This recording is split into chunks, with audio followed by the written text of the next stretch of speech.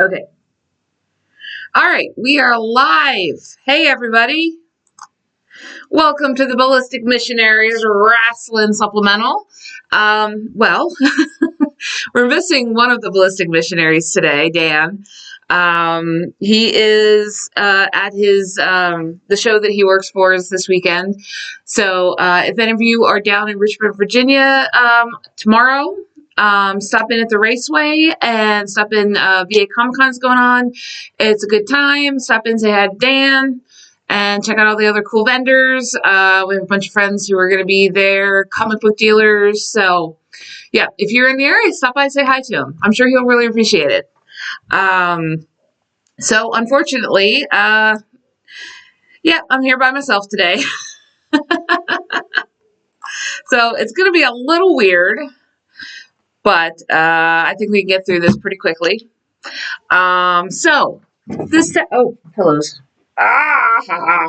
All right. So this past Saturday was Backlash.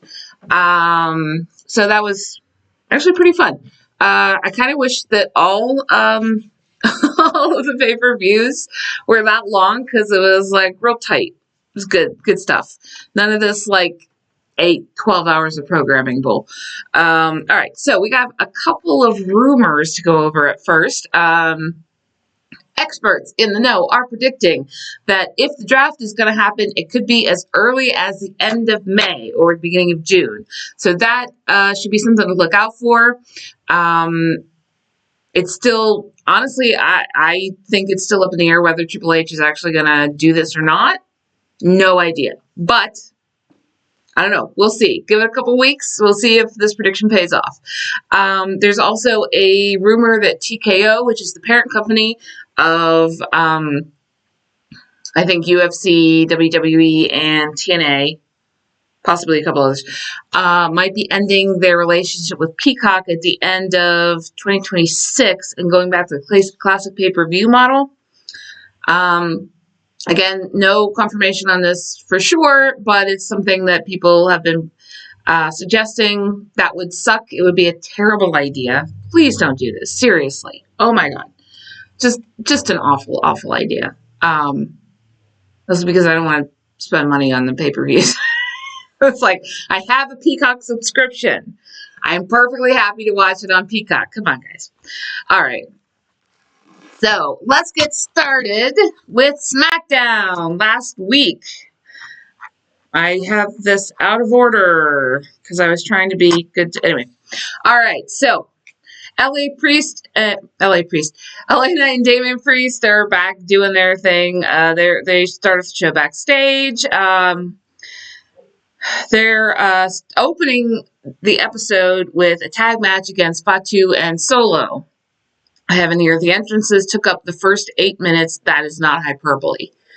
Yeah. As it usually is, the SmackDown before and the Raw after a premium live event, it's usually just, promos and entrances and not a lot of wrestling. I get that, but oh my God, it took forever to get through some of this stuff. So Priest and Knight were having trouble deciding who to go first. Solo ambushed them. Priest in first against Solo. And then it kind of became a bit of a brawl. And then Knight and Priest started arguing with each other. Come on, guys. Like, I get it. It's for the drama, but stop being idiots. You're in the middle of a tag match. Oh my God, against Solo Sikoa and freaking Jacob Fatu. You're going to get your asses kicked if you're not focused. Let's go, guys. See, my notes are kind of like, some of these I have like really extensive notes of what goes on beat by beat in the match. Some of them I don't. These are beat by beat, so I'm trying to like sum it up because I don't want to read through all this.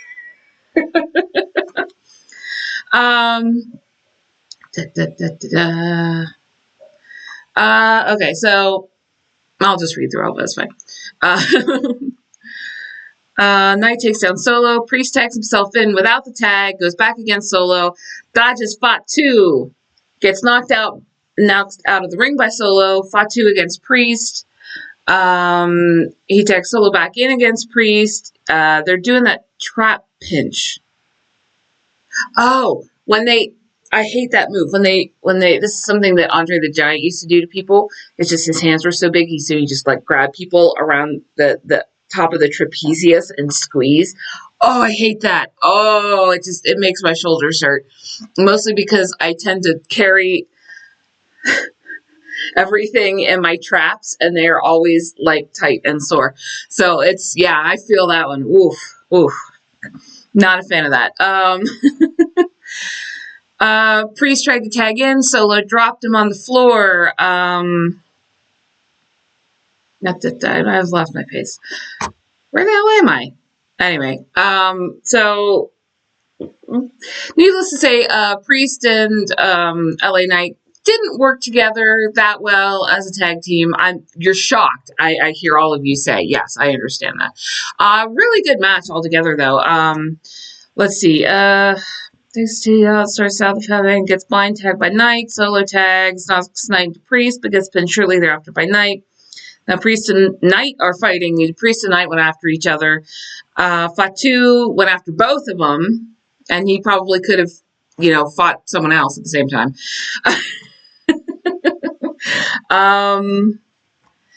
Solo tags, knocks Knight into Priest, but Solo got pinned by LA Knight. That was the end of the match. Solo got pinned by LA Knight.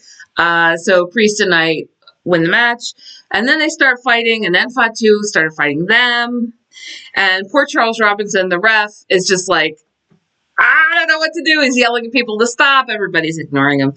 And then Fatu is unsurprisingly the last man standing in the fracas. And then Drew McIntyre comes out, gives him a Claymore, and I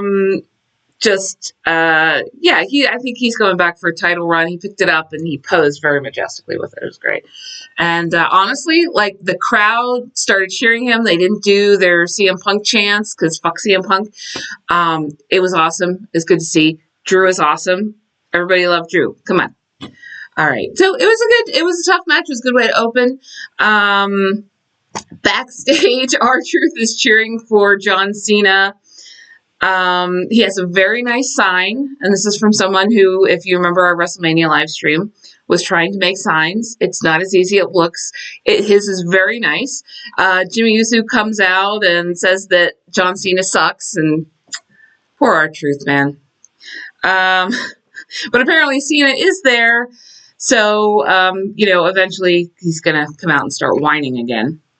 All right, Chelsea Green segment, because these are always hilarious. They're mourning the loss of the belt. Zelina sticks her nose in and challenges them to a tag match with a mystery opponent, which means that Chelsea and Piper are back as a tag team.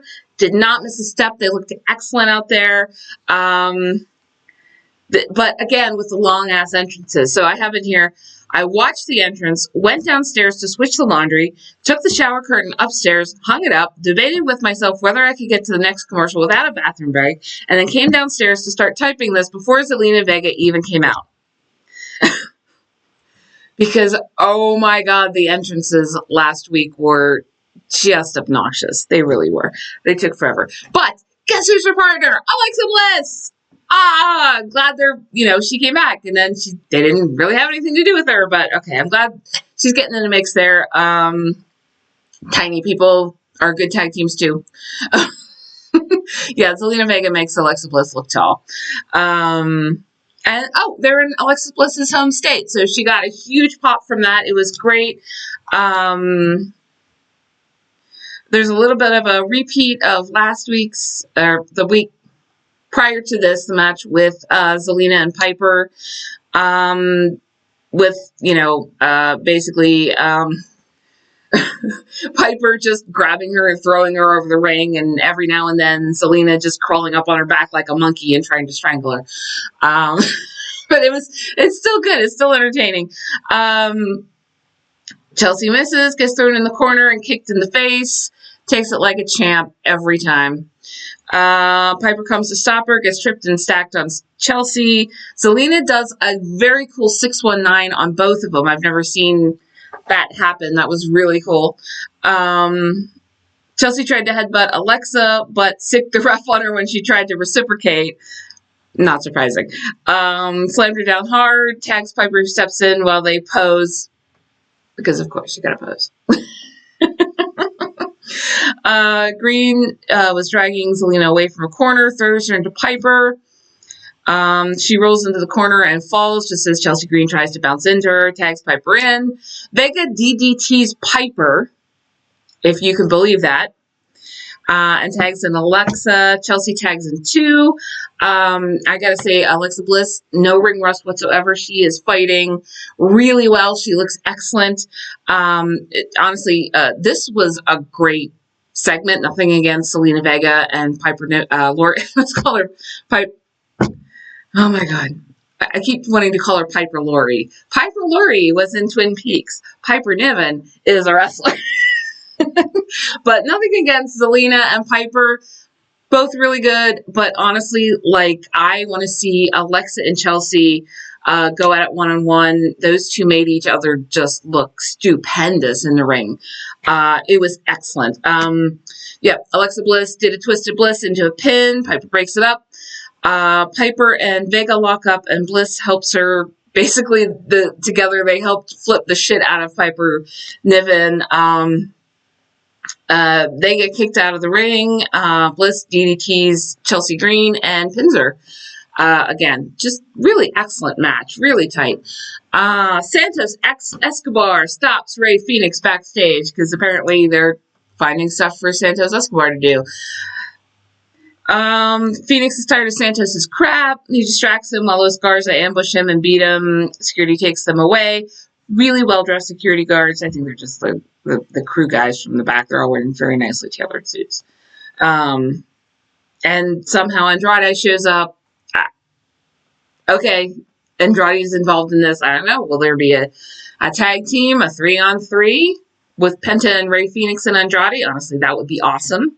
Yes, please do this. That would be excellent. And then, oh my God, they had to have done this on purpose, but it switches to Charlotte Flair. I have in my notes, watch out, Andrade, your crazy ex is here. And oh my, it was, I have in here, time for whining promo number 1. And she did, and I tuned most of it out, and when I look back, after about 2 minutes, she slammed the mic down and stormed out of the arena. Oh my God, I hate her. Oh my God. But, it was short, so blessings there. Blessings in disguise. All right, Nia Jax entered, Jade entered, they were... Okay, wait a minute.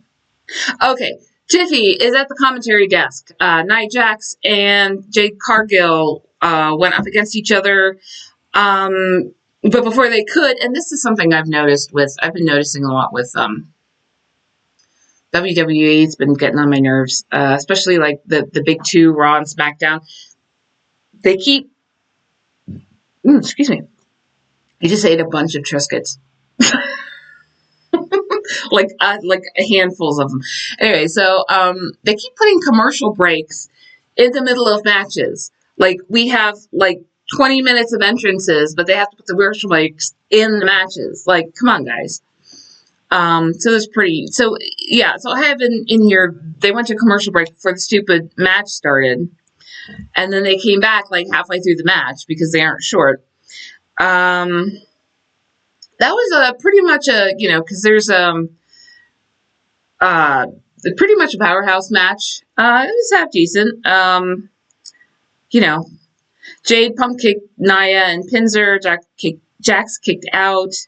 Naomi attacks Tiffy from out of nowhere. She showed up back, ambushes her. Jade sees her, goes to confront her, but Nia grabs her, blows a kiss to Naomi. Interesting. I wonder what that's... I don't know if they're going to be tagging up, if they're just friends, or if they're really are going to do the women's bloodline. I hope they call it something other than the women's bloodline, though, because, come on, guys. Anyway. And Nia Jax does an annihilator on a beaten up Cargill to win, I think. Actually, there were 7 minutes of match after the commercial break, and then our TV farted and we had to unplug it. So I think I missed the end of the match, but I'm pretty sure that Nia Jax won. Like, seriously, put it in the comments if she didn't, because I don't know. And then we came back in. It was a commercial break, and then it went to Becky Lynch. Oh, no, a commercial for Becky Lynch. Sorry, because God knows she isn't getting enough screen time complaining about things. Street Profits do a promo. Wrasslin comes out. I have in here, Axiom is now wearing a jaunty cloak of sorts. It made no sense. It was the weirdest cloak I've ever seen. It was like, you know those old 40s, like 30s and 40s illustrations of Robin Hood where he has like the half cloak over like the sleeves, like the jerkin? You know what I'm talking about? It looked like that, except it was like hanging down in the back. It was very weird. I don't know. But Wrasslin comes out. They ask for a title shot. The Profits are like, I can't believe you would be doing this to me. You know, how can you just come out and ask for this? You're not at our level. Nick Aldis comes out and steps up the match. Oh, there's another commercial. Okay. For some reason, I missed most of the match except for the end.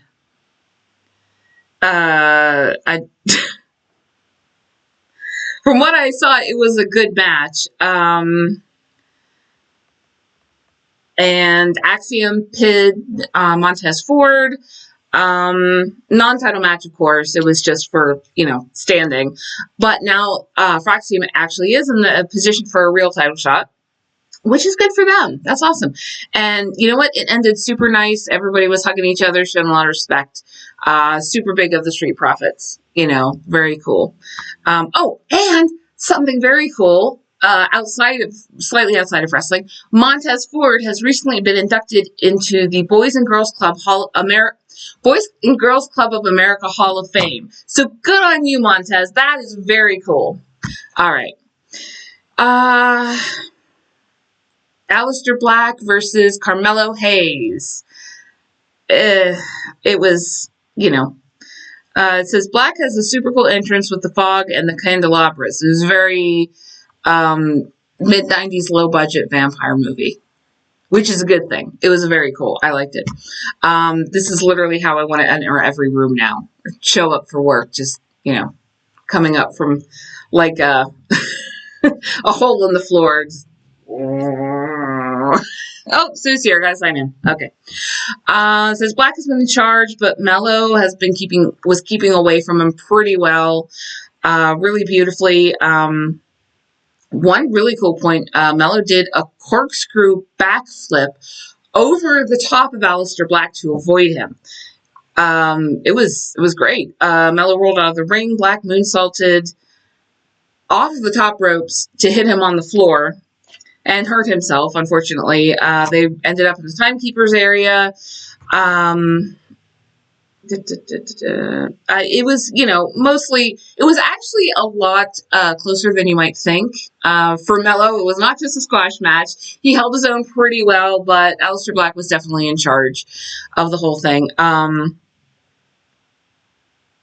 Let's see, Brainbuster into a quick pin, attempted the Black Mass. Miz was in there. Of course, he tried to distract. Mello knocked Miz off the ring and got rolled up for the win and accidentally kicked Miz in the face for trying to interfere. Or maybe Black. Oh, Black kicked Miz in the face for good measure for trying to interfere. Which, I think that's how we should all deal with the Miz, just in general. Just kick him in the face. He'll get the idea. All right. Then we have the Garzas versus Rey Fenix and Andrade. Was that the final? Yeah, the final match of the night. That's why Andrade was in there. I said I missed most of this because I was falling asleep. My work schedule is really bad. Like really, really bad. It's horrible. So, yeah, I don't know what happened, but I'm sure it was a good match. I'm not a good journalist. Yeah. All right. So let's jump to Saturday.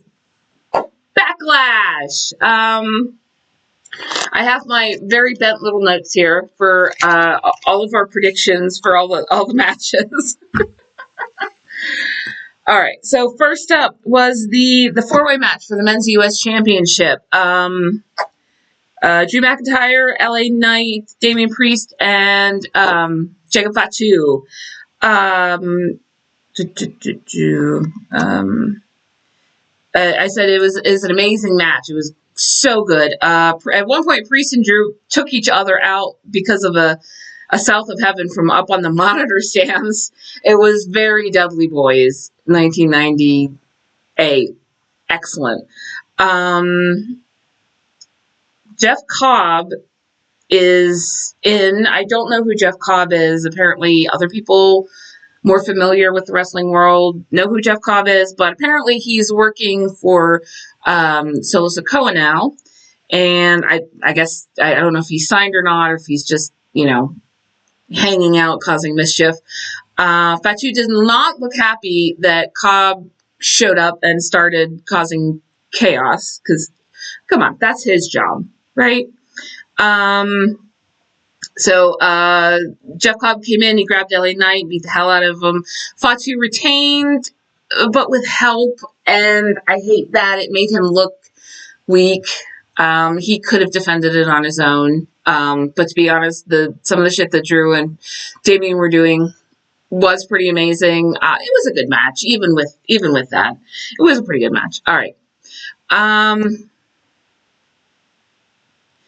Okay. Okay. Next was the women's IC title. Lyra Valkyria versus Becky Lynch. Evil Becky Lynch. Oh, I'm evil Becky Lynch! That was not Irish. What the hell was that? Weird Cockney? I don't know. Anyway. Actually, pretty interesting work by Lyra. I was really impressed with her. I mean, she's a solid low-card, mid-card title holder, but in that match, she was breaking out all this very interesting chain wrestling, all these unusual holds, and she looked really good. She was really holding her own against Becky, basically pretty much in control of the match, I would say, for the most part. There's something called an Irish human swing, or maybe I did that. It looked like it hurt, but it doesn't make anybody look good. But it was, it was still pretty impressive. Very, very tough match. But Becky actually looked really good. She put Lyra over, and Lyra retained. Oh my God, Lyra is still doing the terrible bird sleeves. Like, oh my God, no, come on. Where she just has like the big awkward feathers on like a pair of sleeves. It's not good. Did you guys see Moonrise Kingdom when Susie and Sam met at the church play where they're doing Noah's Ark? And all the girls were dressed up as birds, and they had like the sleeve wings. Yeah, that's what it looked like. It was bad, very bad. Also, Lyra's fiance is there, and speaking of people that look like they just escaped from a Wes Anderson film, I'm sure he's very nice. But anyway, moving on.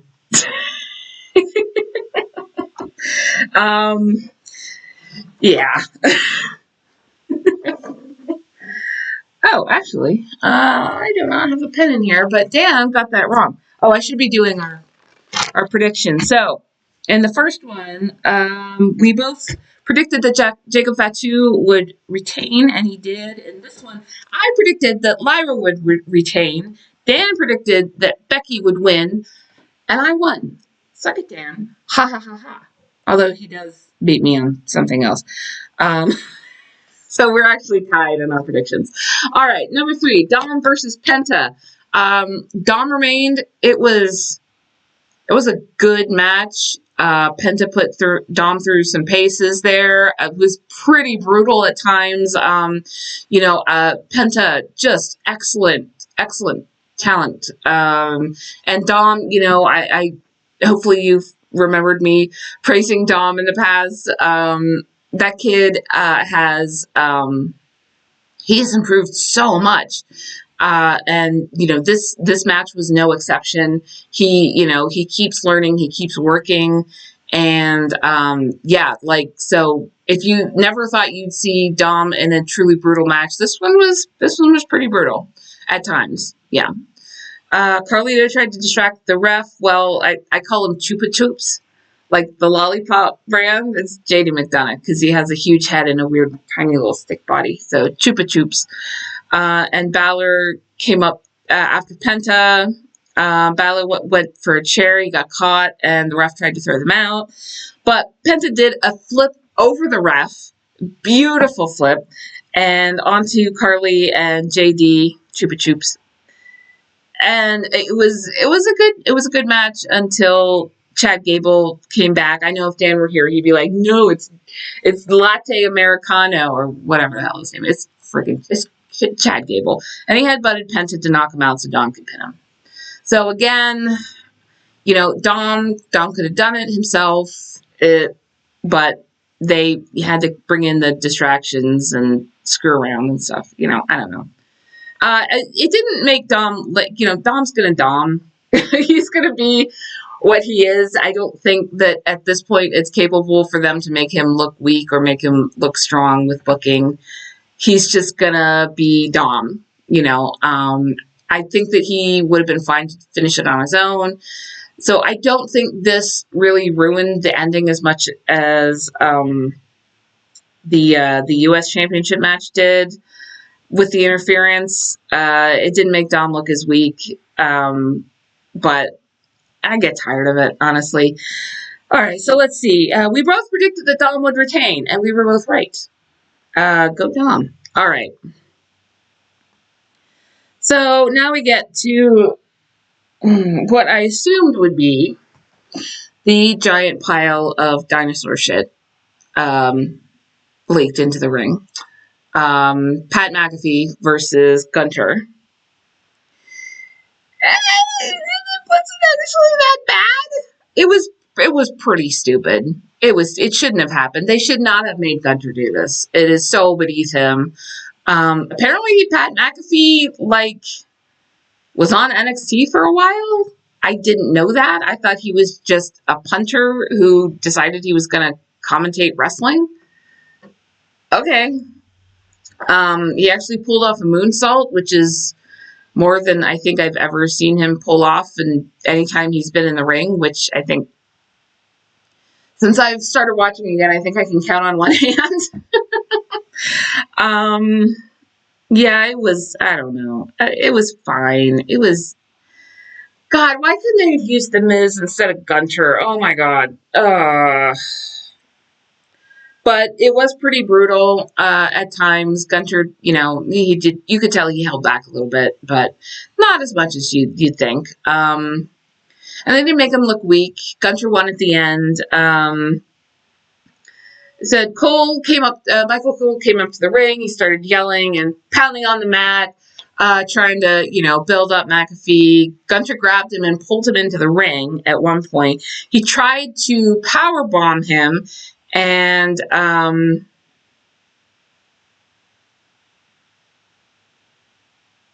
Pat says he tried to pin him, but I think he kicked him in the face. So he got to that's what it was. Yeah, he tried to powerbomb Cole. Pat came to his rescue, kicked him in the face, tried to pin him, and Pat tried to pin Gunter. At one point, Cole was trying to pull Gunter out of the ring. Pat snuck up from behind and put him in a sleeper hold. Oh, well, Gunter had Pat McAfee in I think he was trying to pin him or he had him in a hold or something. So Michael Cole came up and tried to pull him out. Yeah, that didn't end well. Gunter escaped, gave him a lariat, and then a proper sleeper hold because Pat McAfee's sleeper hold was sad. It looked like the kind of thing that my brother tried to do on me when he was like 10. And unfortunately, he didn't pass out again. I put that he hulked out in the saddest way ever. It was not good. It was like angry old man shouts at kids to get off. It was long. I have in quotes, I shake my fist at Austria. That's not, it's close, but I shouldn't do that on camera. But then, eventually he did pass out. It was great. He wasn't on commentary. It was fantastic. It was the least Pat McAfee night that Pat McAfee's ever worked at WWE. So, I'll take it. Gunter won, thank goodness. I put down that I thought they were going to let Pat McAfee beat Gunter. Dan got it right. I am so glad that I got it wrong because, goddamn, it was sad that Gunter had to do this in the first place. But gave him a bit of a salute. It was a weird salute. He just kind of looked at him and went, like, okay. Like, that was, like, somebody in the writer's room was like, just show him a show of respect. And he's like, I'll show him almost no show of respect because this is ridiculous. Here. There you go. That's fair. It was more than he deserved. All right. And then we get to the final match of the night. Cena versus Orton. Just old men fighting. Old men in their underwear fighting for a belt. Which is ridiculous because they're about my age.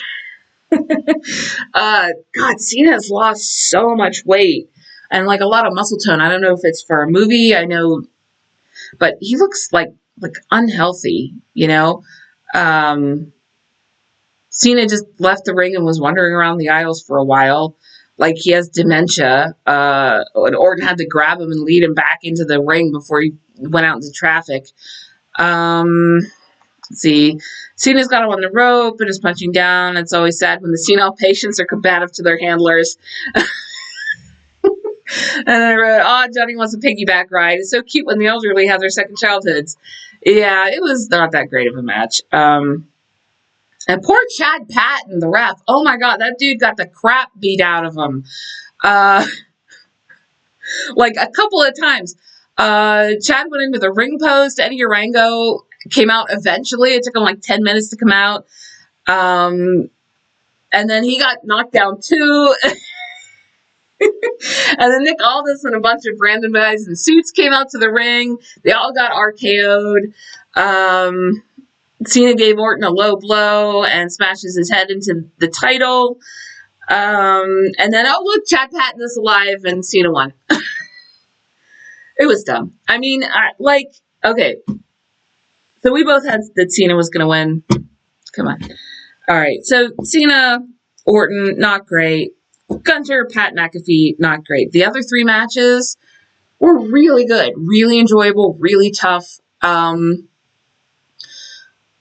even like the two that weren't great weren't like so bad, like WrestleMania Night 1.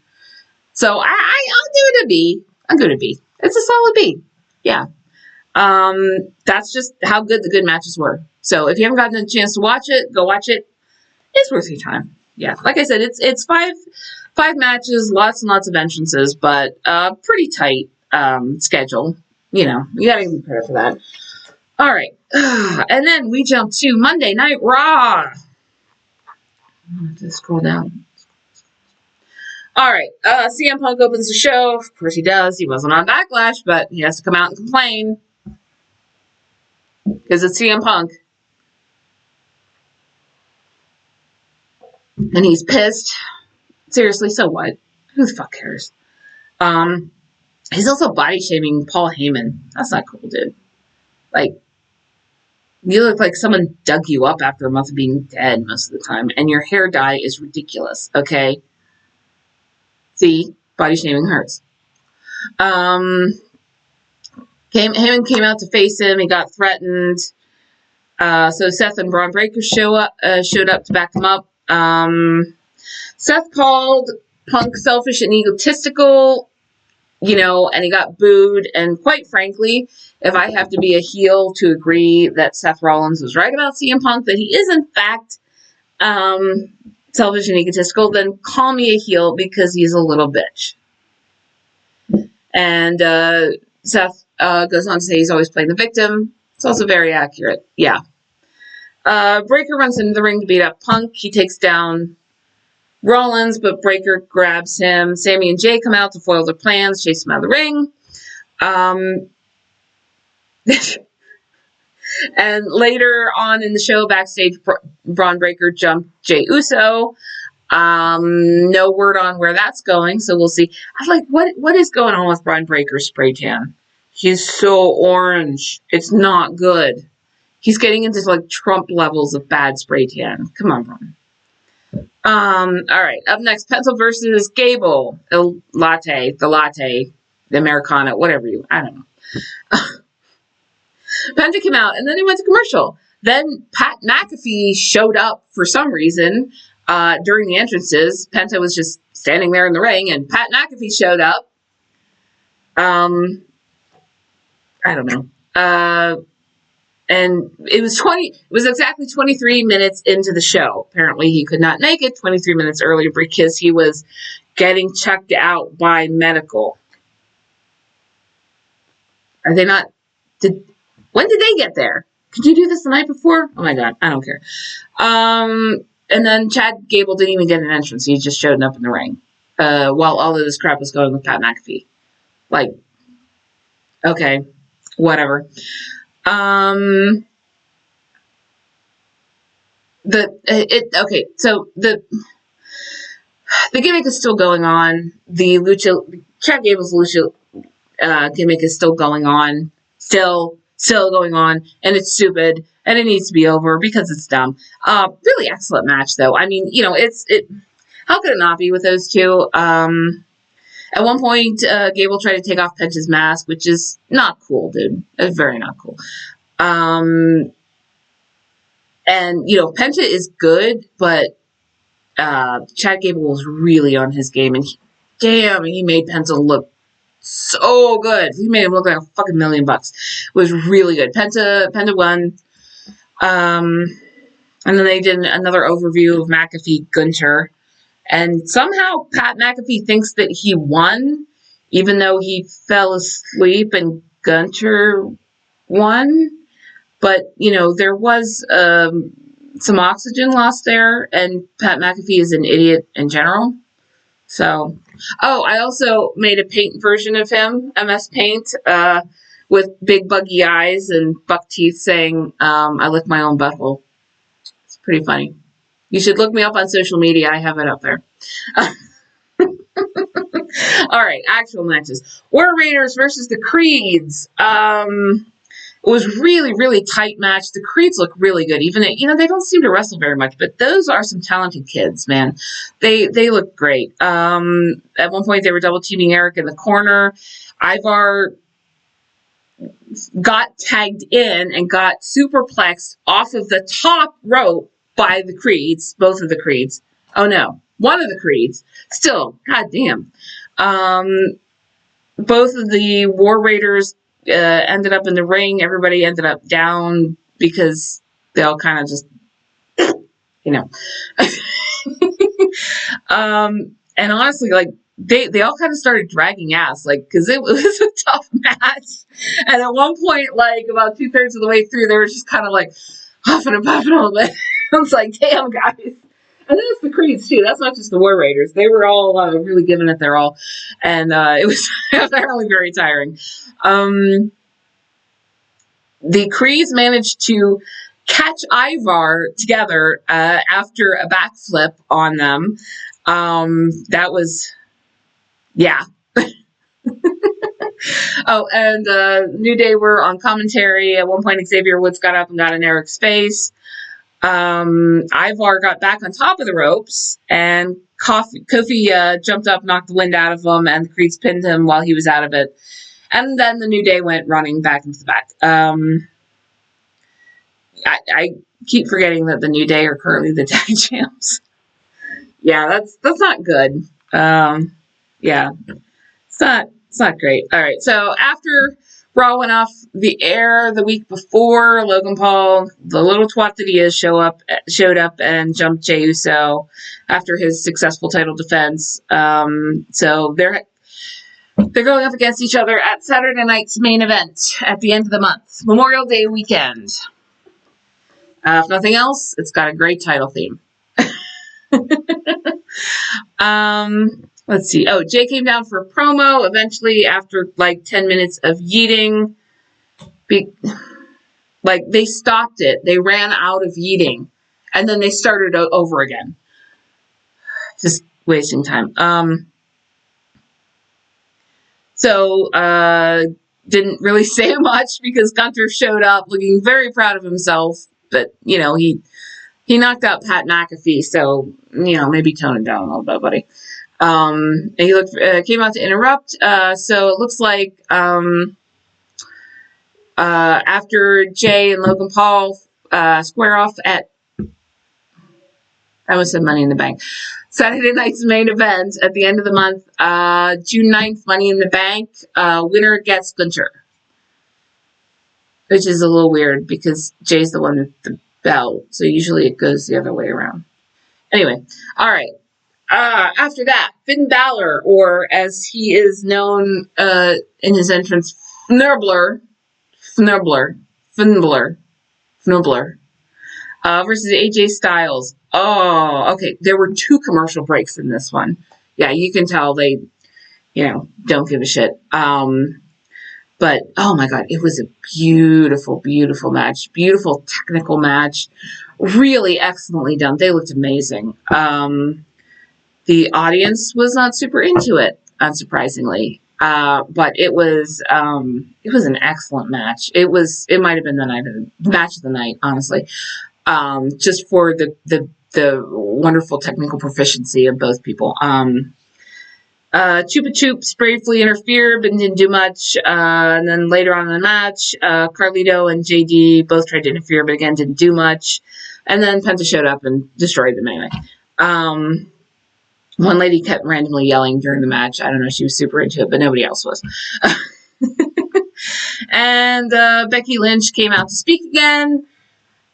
Basically, it's just ripping off John Cena's whole shtick about, I gave the audience everything, and you're all terrible, and you don't deserve my greatness. Definitely ripping him off. Yeah. And it's like, so now we have 3 whiners. John Cena is whining about the audience being dicks. Becky Lynch is whining about the audience being dicks. And CM Punk is whining about, oh, everybody in the world is against me. Why do people keep cheering them? I don't get it. Anyway, all right. So she eventually shuts up. All right. And then on to the main event. Rhea as a tag team match. And so nice to see a women's tag team match being the main event on Raw. Really cool, even if they weren't actually tag teams. But, excuse me. It was Rhea Ripley and Io Shirai, or Io Sky, versus Julia and Roxanne Perez. And they're really not wasting any time incorporating Julia and Roxanne into the mix, throwing them up against 2 of the biggest names on the roster. And I am so happy that I already said that I was happy about it being the main event. I was very happy about being in the main event. And NXT also had a women's main event. I think I fell asleep during SmackDowns, but I think that was the men's event. But still, it's just nice to see. AEW has been they don't do it, as often as they have men doing the main events, but it is more often. And so, it's nice to see WWE getting on the ball there. All right. So, Roxy and Io start off. Io's pushing around pretty well. Julia takes over. Roxy gives a cheap shot, so Rhea comes in and drop kicks the hell out of Roxanne. Io's owning Julia too. Pretty good. Tried to tag in Rhea, but the 2 of them went up against her and pulled her. Roxanne pulled Rhea off the apron and slapped her. That was a mistake. Oh, as you can imagine. Everybody's out of the ring at this point, and mostly down. And then there was another commercial right in the middle of the match. Shocker. Io finally tagged Rhea, who just destroyed Roxanne, who was dressed like her for some reason. Although instead of all of like the metal rivets and things, it was sparkles. It was like Mommy and Me outfits. It was very weird. Slightly disconcerting. Roxanne did a Hurricane Rana off the top ropes. Julia ended up in the ring interfering. Io and Julia tag in. Io once again in control. There's very cool chain wrestling for a bit. He was really good at that. But Julia also, like, the two of them together worked really well on that. It was very nice. Roxy keeps interfering in Io's moves. Rhea comes in and basically they go out against each other. And Io drop kicked Roxy from the top rope, and then they turned around and gave each other a high 10. It was really cute. They're getting along now. It's nice. They work well together. They really do. Let's see. Julia knocked Rhea off the apron before she could do something cool. They looked like they were trying to do something cool, and it got interrupted, unfortunately. Julia suplexed Io off the top rope and pinned her, but it was interrupted by Rhea, who saved the day. Io and Julia are in together. There was a secret tag. Rhea grabbed Julia and ran her right into Roxanne, who was trying to kick Io, who dove out of the way at the last second. So she just kicked her partner in the face pretty hard. And Rhea managed to pin her. So yeah, Io and Rhea were victorious. Non-title match, of course. But really, really good, though. Very enjoyable to watch. Really fun. Io is just, oh my God, he is just so joyful to watch. She is just having so much fun doing what she's doing. I like face Io. I really do. She's just so happy. She comes out. She pulls off a great move and she goes, ah! I love it. It's great to watch. All right. So let's move on to NXT. Miles Bourne, who won the Battle Royale the week before, came out for a promo. Miles Bourne has severe partial hearing loss. So he... Am I even still... Yep, I'm still... Okay. So, and you can tell when he speaks, but he wanted to fight. He came out and he said he wanted to fight Oba to stand up for all the disabled kids who are fighting their own battles. It's very nice. Ethan Page came out to promo battle him and challenged him to put his #1 contendership on the line against him. Dempsey was being douchey and trying to talk him into it, and Bourne accepted. I don't know. And then, okay, I don't know if this is funny. I don't know if it was okay or not, but the audience started chanting, "Miles can't hear you." As sort of a burn on Ethan Page, and it was pretty funny. So Ava came out to finalize it, but reminded Charlie Dempsey that, oops, he has a match with Oba tonight that Miles Bourne finangled for him. So that's pretty kind of fair there. And that's coming up next. It's a non-title match between Oba and Charlie Dempsey. And Oba, of course, comes out doing his Oba shuffle to the ring, which is great. And he retained, of course. But I am shocked. Dempsey is a good grappler, and he was successfully employing that against Oba. It's, when someone literally just, their defense is, or their offense is just to pick you up and throw you around the ring, trying to grapple them is a little bit moot, but, he looked as good as possible doing it, even though he's getting thrown around. So that's definitely something where, I think that had Dempsey been more of like a power fighter or more of like a high flyer, been able to jump around and keep out of his reach, I think he would have done better than with the grappling. There's definitely an area, an opponent where, you need to mix up your, if you're the size of Charlie Dempsey and you're going up against someone the size of Oba, you need to mix up your work a little bit there. Yeah. But no, it was a good match. It was a really good match. Tony D came out against Wes Lee. Tony, of course, is on his own now. According to the story, Rizzo is in a safe house and Stax is, looking for to cause trouble. Lee came out with his minions who, they have a faction now with the name called High Rise. RYZE. Okay, whatever. Anyway, it's Tyson and Tyreek. We're the other guys. If any of you remember them, they show up now and then. But no, that was a good match. A lot of power, a lot of holds. Tony was dominating for the most part, despite Tyson and Tyreek causing issues. But no, pretty tight match. Pretty evenly matched. At the end, Stax came on the big screen, said he knew where Rizzo's safe house was at, that he was there. And so they're sort of still working on the continuing story of the D'Angelo family obliteration. And that, unfortunately, distracted Tony D enough that he got rolled up by Wesley and lost.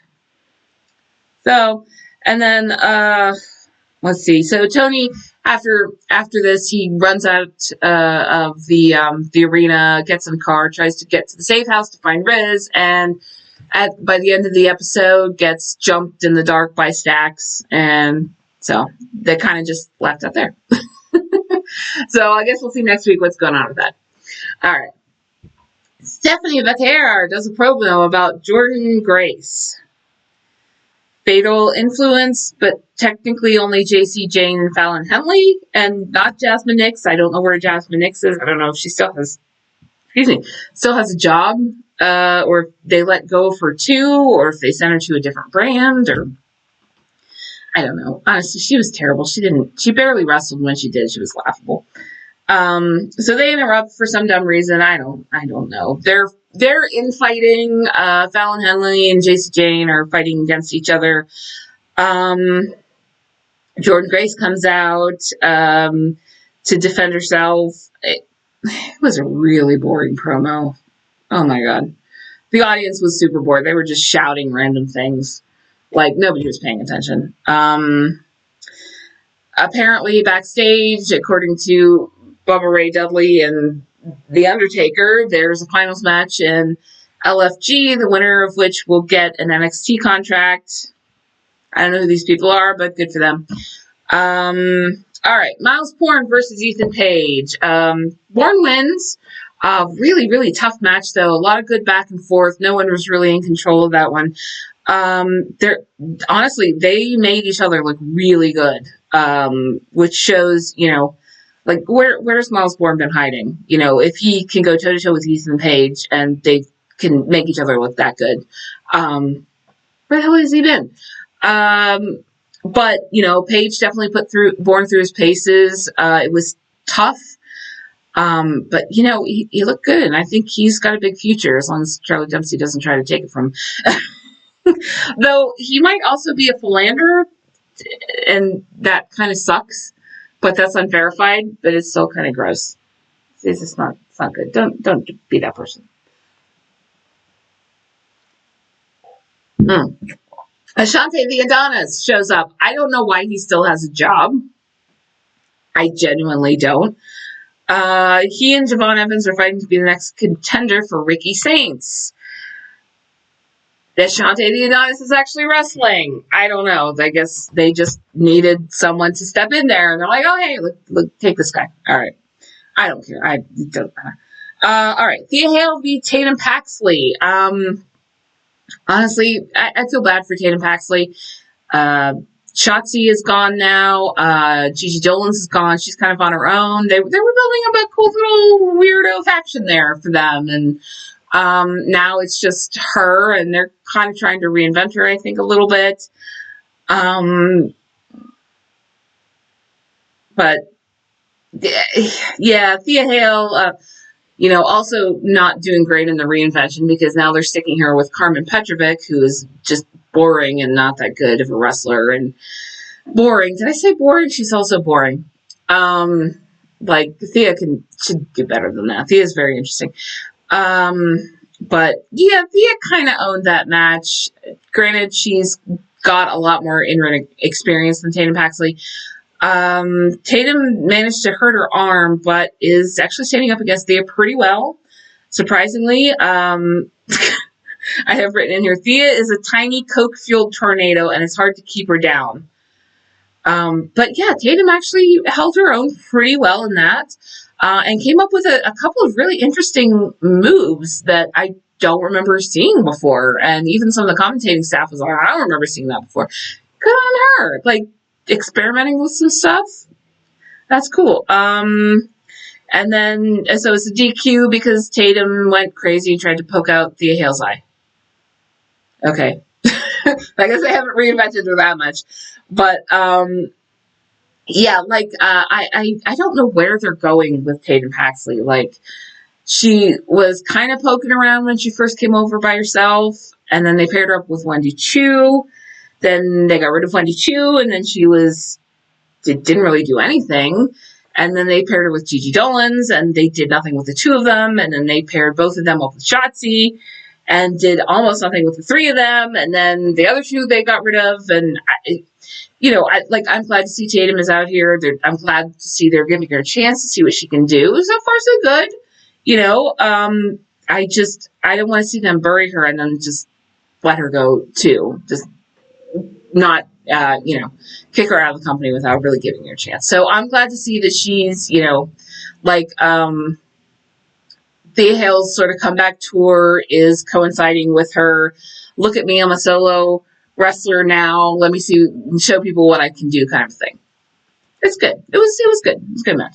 All right. Trick Willie versus Joe Hendry had a contract signing, and yes, Trick Williams signed the contract, Trick Willie. I don't know how well that'll hold up in a court of law, but, they are defending a TNA title on WWE for the first time, because who the fuck watches TNA? Nobody watches TNA.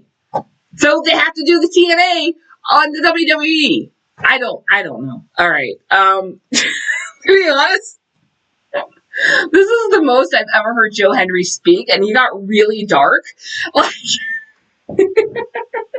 at one point, speaking of dark, it was instead of having it in the ring, which is bright and well lit, they had it in the world's dimmest conference room.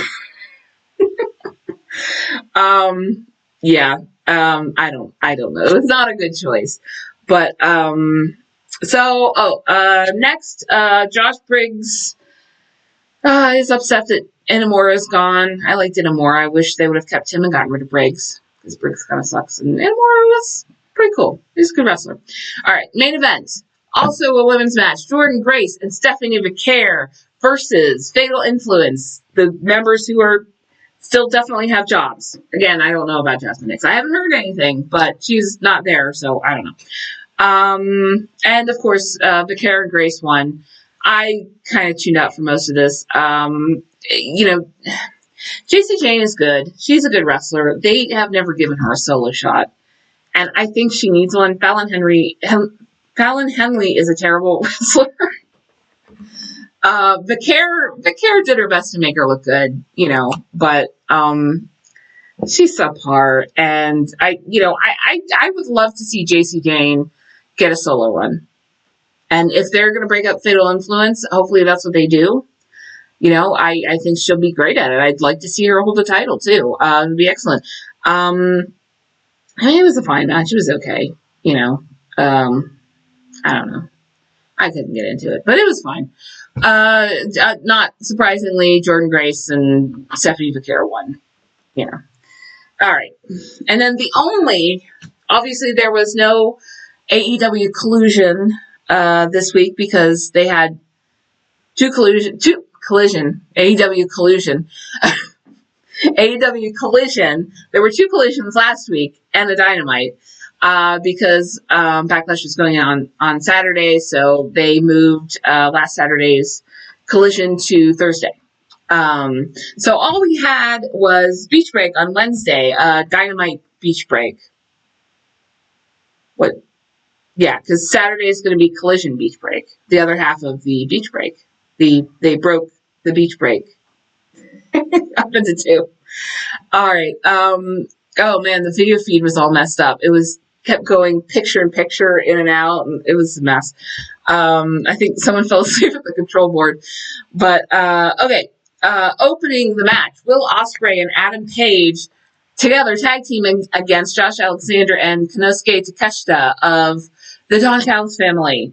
Both. I'm like sitting on two chairs here. This is really uncomfortable. Konosuke Takeshita, obviously such a phenomenal wrestler. Josh Alexander, new but really good too. Really good old school grappler, Greco-Roman influenced wrestler. Ospreay and Page have not been happy with each other, and we're not happy with each other at many points throughout this match. Let's see.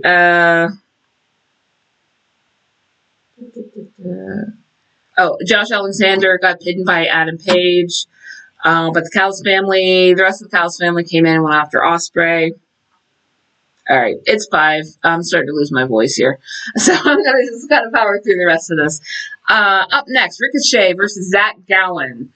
I kind of checked out for most of this. So the week before this, or the Collision before this, I think it was Collision on Thursday. After Ricochet's match, Zach Gowen was in the audience and started shit with Ricochet. He came out. Zach Gowen lost the bottom part of one of his legs to cancer when he was 8. So he wrestled in a very deep, grapply, Greco-Roman kind of style with one leg while he was wrestling Ricochet. And so he comes out. Ricochet steals his prosthetic leg. Steals it. Yeah, brought it back to the ring. Brought it back to the ring on Wednesday. And so this is the comeuppance for that, basically. To be honest, Zach came in on crutches. He came in, it's really impressive to watch him move. But they were just, okay, as a disabled person, I get really tired of able-bodied people being like, you're so inspirational. Like, bitch, I am just trying to exist. Let me just do my job. Oh my God, go away.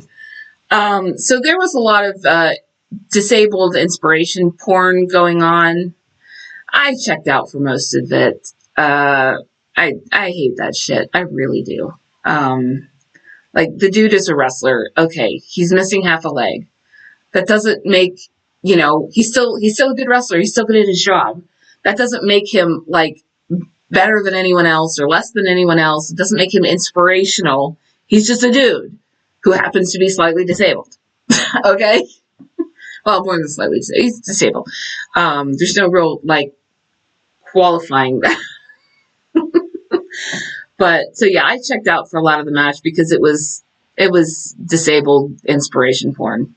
And I get tired of that shit.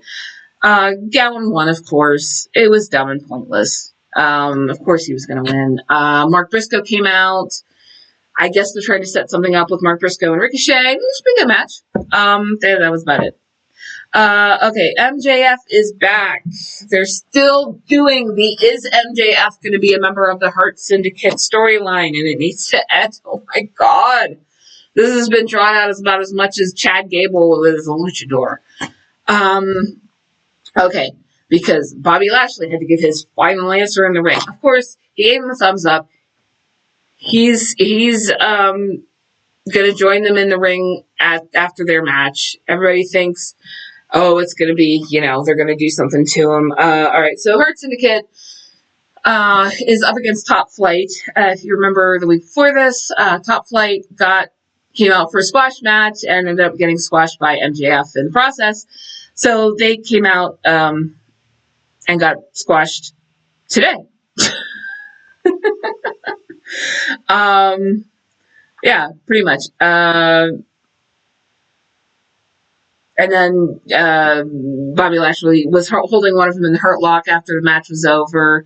So Dustin Rhodes and Sammy Guevara came out, who are holding different tag belts. I haven't quite gotten my head around all of the belts on AEW yet, but Hurt Syndicate has one set of tag belts, and Sammy Guevara and Dustin Rhodes have another set of tag belts. So they came out to chide him for not releasing, and they are trying to challenge the Hurt Syndicate, more or less. And then the guys with the weird puffy jackets came out. I don't know. All I know is they're the guys with the weird puffy jackets that make them look like they just escaped from Mario Brothers. Like Super Mario Brothers. I don't know. Chicago doesn't like them. They seem pretty annoying. I don't know. So, yeah, Bobby Lashley gives a thumbs up. We already know this. Lashley is going to drag this out. Yeah, thumbs up. Couldn't have done this a month ago, apparently. So, there's going to be an official contract signing next week. MJF didn't want to come out because he thought he was going to get beaten up. So MJF is hiding behind the crew in the gorilla position, and Shelton Benjamin has to go in and grab him and literally, drag him out. That was actually pretty funny. All right. 4-way eliminator match. I have it written down as 4-way eliminator match. There are no potatoes involved in this match. Toni Storm, Azumi, who is the New Japan Women's Champion that she took off of Mercedes Moné recently. Mina Shirakawa, who is now officially a member of the AEW roster, which is very cool. She is a tough lady. And Sky Blue, who is now back in the company after a serious injury. I never saw her wrestle before, but all right. So Toni Storm is the women's champion. She is currently 12-0 up until this point in eliminator matches. She is a tough lady to beat, but Mina Shirakawa pinned her, which means that she is now up against Toni Storm for the women's title at Double or Nothing, which is coming up sometime. I didn't write that down. Oh, God, why didn't I write that down? Anyway, but, oh, God, just like the rest of Storm's eliminator matches, this one was just as excellent. Really, really good. It should have been the main event, quite frankly. It was that good. It was that tough. Moné came out. She attacked Azumi for taking the title. Jamie Hayter came out to face her. Security broke them up. So, yeah, it's looking pretty good. Azumi took Moné's belt. Moné and Hayter going up against each other in the finals of the Owen Hart Foundation. You know what I'm talking about. The Owen Hart. All right. Then they had a nice little Sabu, who was the original Sheik's son, who was in ECW, and Taz wrestled with him. He gave a very nice eulogy and got choked up. It was super, super sweet of him. That was a good guy. So the week before this, Nigel McGuinness ended up interrupting a match that Daniel Garcia was in against FTR because, they got in the commentator's face, basically. And Nigel McGuinness came in to slap some sense into Stokely Carmichael. No, it's not Stokely Carmichael. Stokely Carmichael was Stokely. Oh my God! All right, I'm having a brain fart.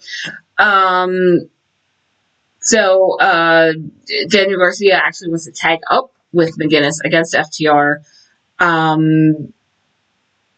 And when it seems like McGuinness was going to agree, the rest of FTR jumps out from under the ring and takes them out. Daddy Magic, who best gay porn name ever. Come on. runs into the ring with a crowbar and chases them out. So I'm thinking like a 3-on-3, a trios match on Collision. Should be pretty interesting. All right, main event time. Samoa Joe versus Jon Moxley for the AEW Championship in a cage match.